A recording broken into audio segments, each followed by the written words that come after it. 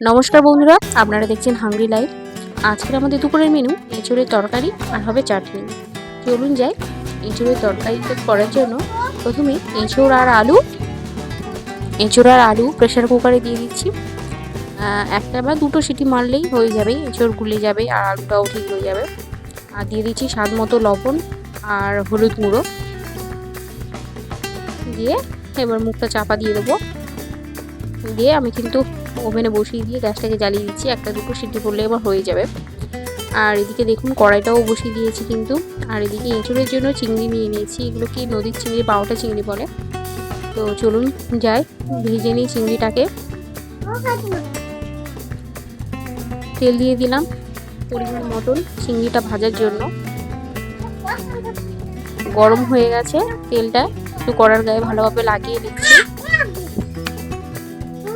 দিয়ে দিচ্ছি কিন্তু চিংড়িগুলোকে একটু ভেজে নেব লাল লাল করে।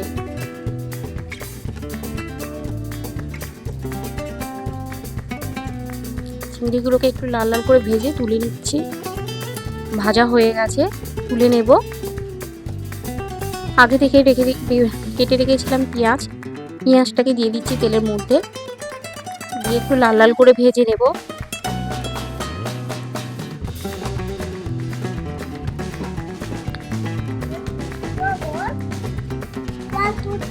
একটু লাল লাল করে ভাজা হয়ে গেলে দিয়ে দেবো কিন্তু রসুন বাটা।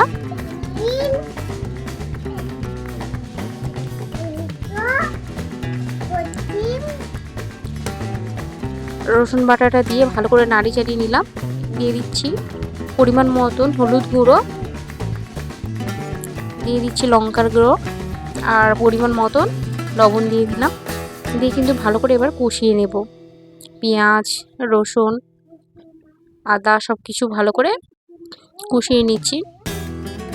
দেখুন কড়ার গায়ে পুরো লেগে গেছে আর হয়েও এসছে। এবার দিয়ে দেবো কিন্তু আগে থেকে যে সেদ্ধ করে রেখেছিলাম, দিয়ে দেবো। দেখুন একদম ঘেটে গেছে। আর সিটি দুটো মেরে রেখে দিয়েছিলাম, তুলে দিলে ভালো হতো প্রেসার কুকারটা। তো একদম পুরো ঘেটে গেছে। একটু নাড়াচাড়া করে নিচ্ছি।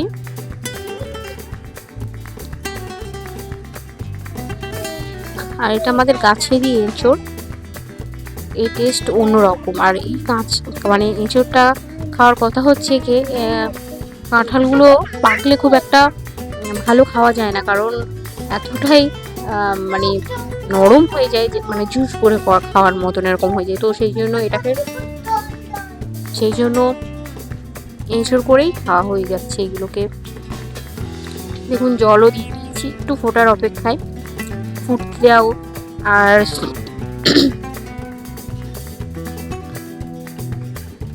ব্যাস দেখুন ফুটেও উঠেছে কিন্তু, একদম টকবক করে ফুটছে।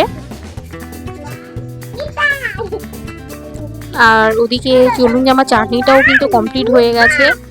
চাটনিটাকে নামিয়ে নিচ্ছি। একদম আমের চাটনি, একদম গাঢ় গাঢ় টাইপের আমের চাটনি করেছি। সত্যি খুব সুন্দর। আর আমরা খুব মিষ্টি খাই, তো সেই জন্য অনেকটাই মিষ্টি দেওয়া হয়েছে। ব্যাস নামিয়ে নিলাম। আর এদিকে চলুন এঁচোড়টাও কিন্তু অলমোস্ট আমার হয়েও এসছে। আমি একটু ঘেঁটে দিচ্ছিলাম। এবার নামিয়ে নেওয়ার পালা। চলুন যাই, নামিয়ে নিই।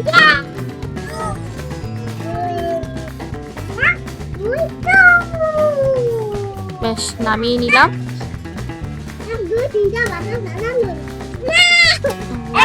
আমার গামলির মধ্যে লাগানো হয়ে গেছে। দেখুন কালারটা জাস্ট কেমন এসছে, দুর্দান্ত। মাংসের হাড় মানিয়ে দেবে। পিসগুলো ঠিক বড় বড় সাইজের করা হয়েছে, খুব সুন্দর একটা লোভনীয়। সবাই ভালো থাকবেন, সুস্থ থাকবেন। সকলকে ধন্যবাদ।